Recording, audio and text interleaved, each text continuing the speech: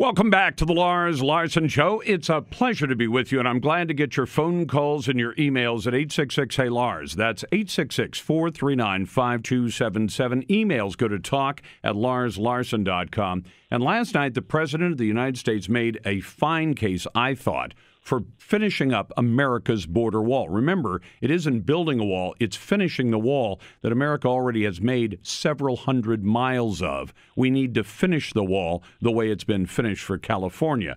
And you might notice that the senators and the reps from California who are from the Democrat Party side of the aisle, they don't care about a wall because their state is already covered by an existing and finished wall. I'd like to see America get the rest of the wall done as well because I think it'll actually change the situation. Well, now, after last night's State of the Union address, there are folks on the left and folks in the mainstream media who are saying, no, Donald Trump didn't tell you the truth about that. And to talk about that, Tom Fitton joins me now, president of Judicial Watch. Tom, it's good to have you back.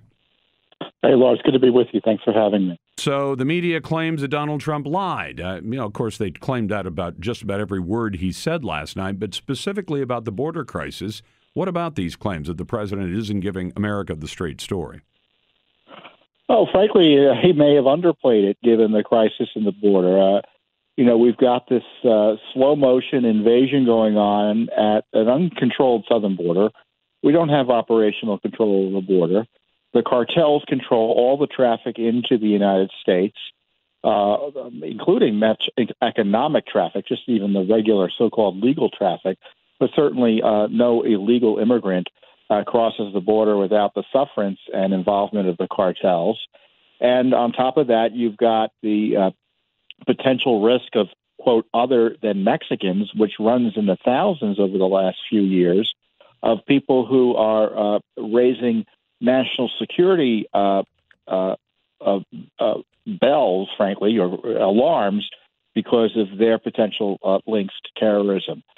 So it's a dire existential threat to our nation, and a wall is the least of the security measures that ought to be put in place. And I really do think, Lars, at this point that a civilian administration of the border is a nice effort, but it ain't working. And we need to have our military providing security there. Well, and I'm glad to see that we're apparently sending additional thousands of troops down there. And as we do drawdowns from other countries, it's not the worst duty in the world or the worst assignment for some of these members of the military to go down and provide security for their own country, since we apparently provide security for a lot of other countries at the same time. But, I guess what I'm wondering is whether or not you're seeing cracks in this wall that the Democrats have where they say we are not going to go for any of this. And yet I see some of the newer members of Congress who are Democrats who are saying, well, I would vote for a barrier. It's as though they kind of want to sneak up on the decision or stick their toe in the water on this one and ease up to it because they know that Nancy Pelosi and Chuck Schumer said we're not giving the president not even one. Well, I guess they give him $1 for it, but not anything more.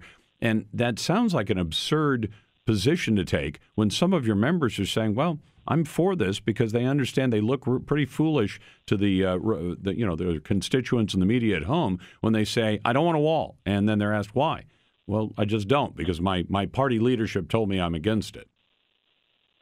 Yeah, I think people, the fight is about the wall. And as one senator said, you can call it a wang doodle as long as it's a wall. If the other side wants to pretend it's not a wall when in fact it is, that's where the area of compromise is. And I'm sure they're all politicians, Republicans, Democrats on the Hill. They look at the polls and they saw the strong poll response instantaneously, at least of those who watched the speech, to President Trump's argument for security, border security, a wall, et cetera. And many of these Democrats are in the districts that are not as blue as the liberal media would have you believe. And believe it or not, there are some Democrats who are concerned about our national security. There are Democrats who don't want open borders. And frankly, it's the leadership of the Democratic Party that has decided that this is going to be something they can bash President Trump with, and not everyone's on board that. And that's the sort of thing we ought to encourage we need to bring normalcy back to the Democratic Party, put some spine back in the Republican Party in terms of constitutional principles, and we might be able to get something done in this country. Tom, I'm so glad to have you on. Tom Fitton is with Judicial Watch. The other thing, I guess the other component of this, I come from a news background, and I used to tell my friends, I don't take any prisoners. I don't care which side of the aisle it is. I'll go after it if it's a good story. And you would think that if local newsrooms, especially the ones that cover the senators and reps when they come back and do the town halls and the dog and pony shows and all the rest of that, that some of those reporters would walk up and say, you're against this wall, you've said so, why? And what's the logic behind it? But unfortunately, a lot of newsrooms these days are populated with so many liberals in the newsrooms who let their personal feelings bleed through into their news coverage that they don't pursue what would be a great story. I mean, if you went to Kyrsten Sinema of Arizona and said, here we are right on the border, would it be better for Arizona if we had a barrier that stopped these people from flooding into our country and along the way into the state of Arizona, and that they would ask that. But I don't think they want to, speak outside the conventional narrative. So I'd like to see a lot of Americans pick up the phone and not just call their member of Congress, but call their local TV news station and politely say, will you ask Kyrsten Sinema, is she going to vote against border security that has this is where the rubber meets the road in Arizona, among other states, when this happens. And maybe that's a way to kick some of these news departments into gear so that they can go out and ask those questions. Well, and you know this from your work, Lars, you don't need every major media outlet to fall into line here. All you need is an intrepid, brave reporter from one of the three major network local news stations to go in and ask a tough question like that. And that, as you point out, is certainly something that can be brought up by listeners when they call their news stations. And, my view on this, I know people sometimes get despondent at the failure to move on border security here, but you got to do what you can do here. We're doing what we can do, and your listeners should do what they can do, which is to call their members of Congress, call their local media, write the letters to the editor. And let me talk about calling the members of Congress. I wouldn't recommend it if it didn't have an impact. My experience is, and I've heard this repeatedly both from members and staff, they monitor quite closely call volume, who's calling about what, and the numbers. Even if the calls are overwhelming and they can't pick it up, they notice it. So calling your members of Congress is never a waste of time, even those you disagree with.